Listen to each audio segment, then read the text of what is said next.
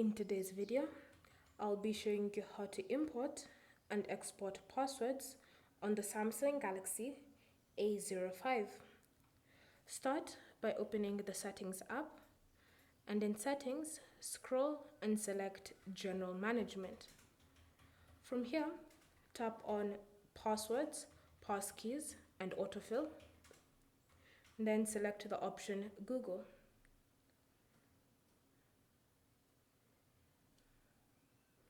Next, in your Google Password Manager, tap on Settings, and from here, you should see two options: Export Passwords and Import Passwords.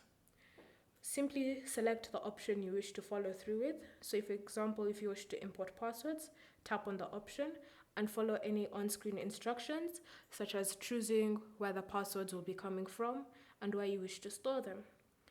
Thank you for watching. If you have any questions or comments, leave them down below and we'll get back to you.